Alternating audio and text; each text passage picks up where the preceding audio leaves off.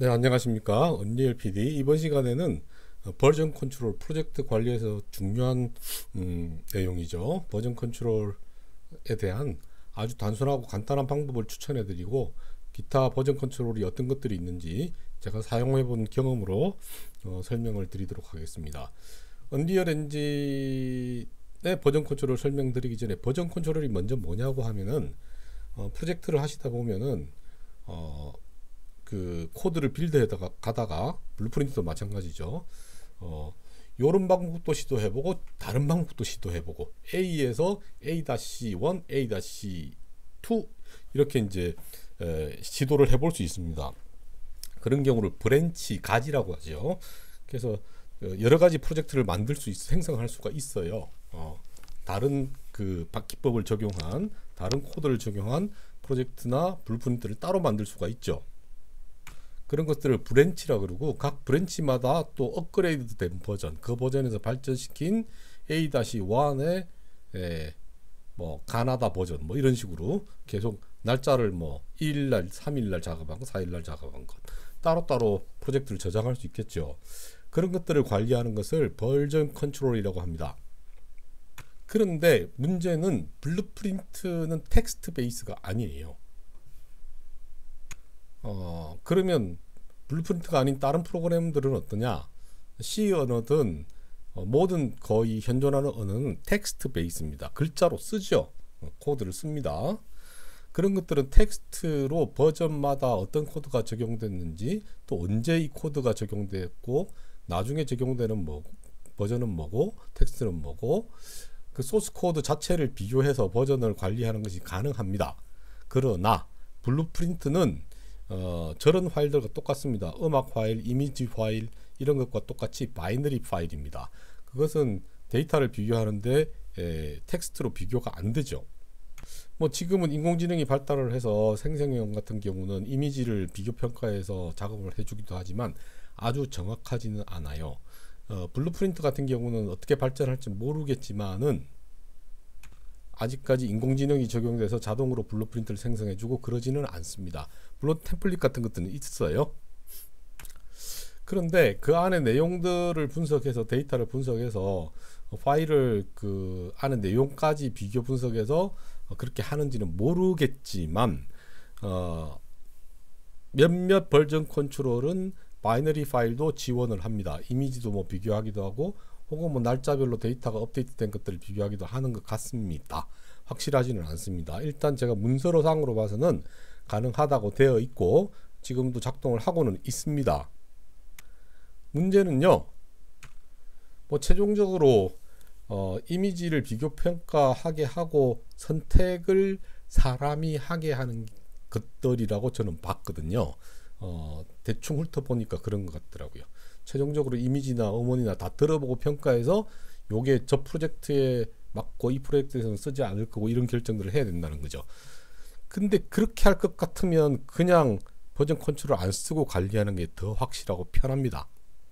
뭐 RC 같은 뷰어 프로그램들, 이미지 뷰어나 윈도우상에서 그냥 이미지 보고, 혹은 프로젝트 안에서 썸네일을 보고 그냥 보고 이게 맞냐 틀리냐 보고 판단하는 게 더 정확하다는 거죠. 안전하고. 여기서 그 버전 컨트롤에 언리얼 엔진이 어떻게 연결되는지 볼게요. 여기 리비전 컨트롤이라고 있습니다. 4버전들은 여기에 있어요. 이쪽 위치에 보시면은 버전 컨트롤 들어가는 똑같은 버튼이 있어요. 여기 가보시면은 Connect to Revision Control 이렇게 들어가 보면은 지금 언리얼 엔진이 지원하고 있는 게 이렇게 네 가지입니다. 제가 Git은 쓰고 있었고, 지금은 프로젝트상 안 쓰고 있지만 C++ 프로젝트를 할 때는 이걸 사용합니다. 그 다음에 Purpose는 뭐 장기간 사용을 해봤지만은 별로 도움이 되지 않는 것 같아요. 개인 프로젝트나 인디 프로젝트에서는 별로 도움이 되지 않아요. 오히려 실수를 할 경우에는 버전을 날려먹는 경우도 있고, 뭐 버전이 엉키는 경우도 있고, 컨트롤이 안 되는 거죠. 뭐 제가 실력이 떨어져서 그럴 수도 있고. 그래서 지금 제가 확인해 본 바로는 게임 업계의 몇몇 아주 소수입니다. 큰 프로젝트 같은 경우에는 요것만 전담하는 전문가를 따로 두는 걸로 여겨집니다. 이 부분에 퍼포먼스 유경험자를 뽑는다는 얘기를 봤어요. 구인 사이트에서. 그렇게 관리자를 따로 두고 사용하면 모를까 전문적으로 인디 프로젝트에서 이 퍼포먼스를 적용해서 프로젝트를 할 이유가 별로 없고 안전하지도 않아요. 전문적이지 않을 경우에는. 그래서 C++ 프로젝트를 한다고 그러면 기스는 조금 쓰기가 편하기는 하지만 어차피 블루프린트를 같이 병행하는 게 결론이거든요.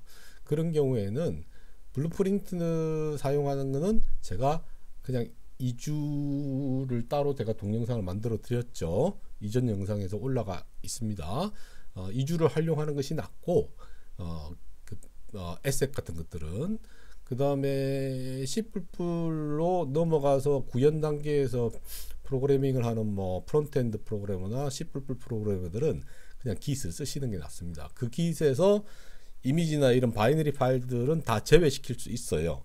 그렇게 써야지 Git에서 이미지 파일이나 에셋 파일들을 다 관리를 하게 되면 데이터 사이즈가 커져 버립니다. 프로젝트 사이즈가. Git은 큰 사이즈를 운용하기에는 매우 불편합니다. 온라인상에서 서버가 있기 때문에 불편해요. 물론 뭐 그거를 개인 로컬이나 회사 내부의 서버에 넣고 사용할 수는 있지만은 그래도 데이터가 랜으로 왔다 갔다 하게 되죠. 기가 랜을 끼우면 좀 낫긴 하겠지만 마찬가지로 1인이나 개인 개발 프로젝트에서는 기가 랜을 쓰거나 뭐 이렇게 하더라도 어쨌든 프로젝트 사이즈가 에셋을 다 포함하게 되면 수십 기가가 나올 수도 있어요. 그거 업데이트가 바로바로 안 되기 때문에 비효율적일 가능성이 높습니다.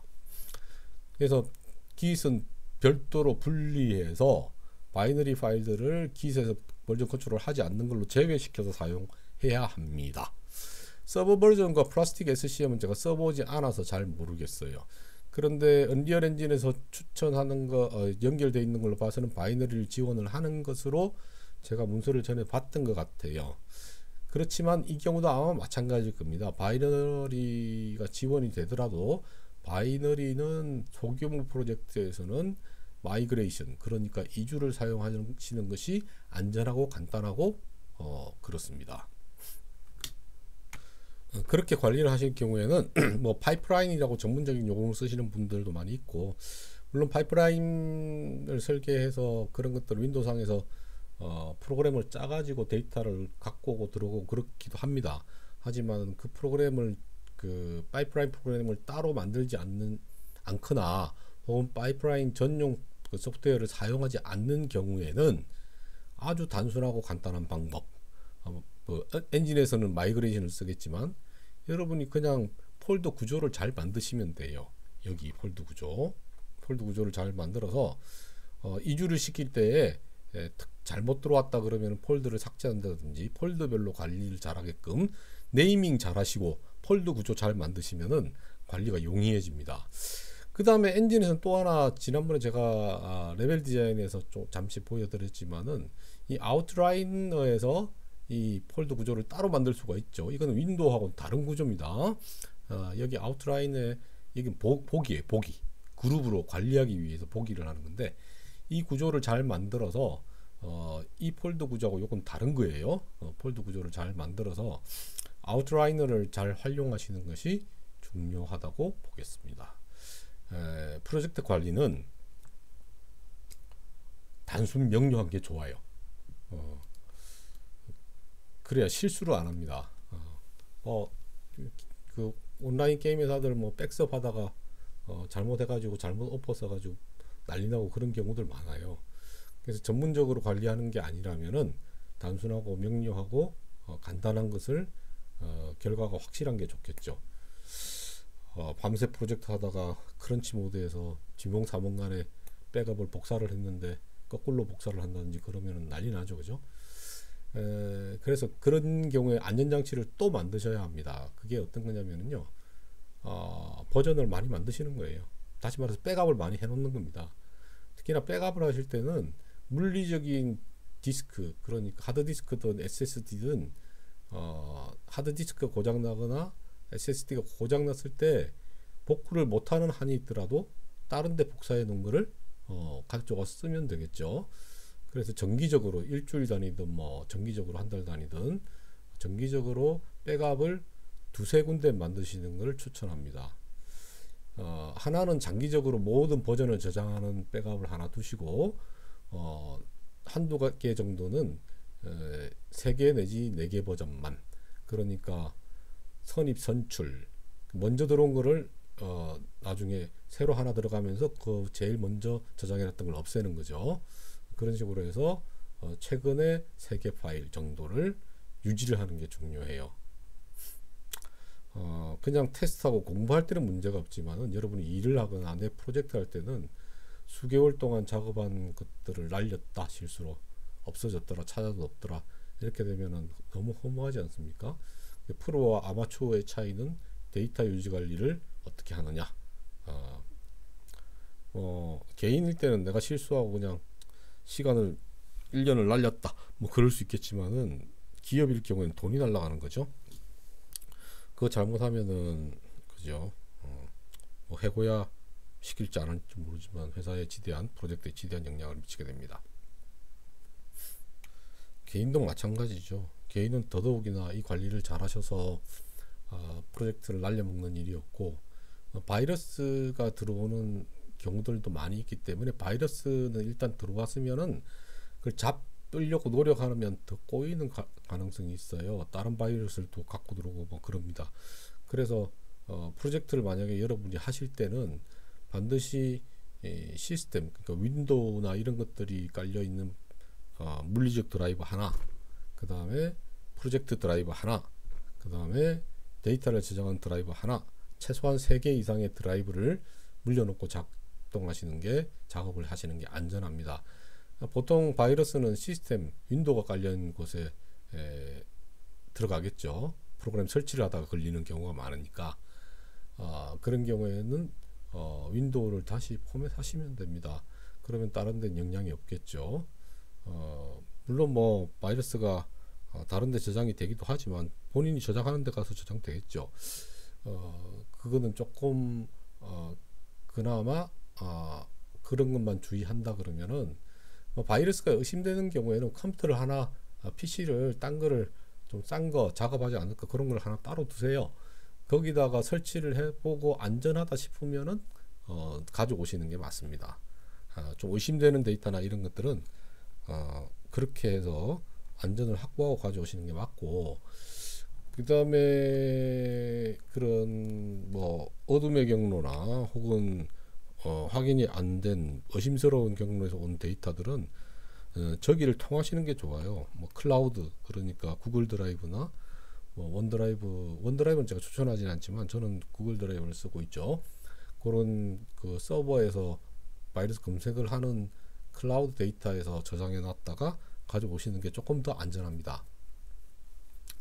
무튼 프로젝트 관리는 여러분이 개인 개발을 시작했거나 인디 개발을 시작했을 경우에는 반드시 유지해 주셔야 될 부분이다. 이거 소홀히 하시면은 크게 후회하실 일이 생기게 된다. 감사합니다.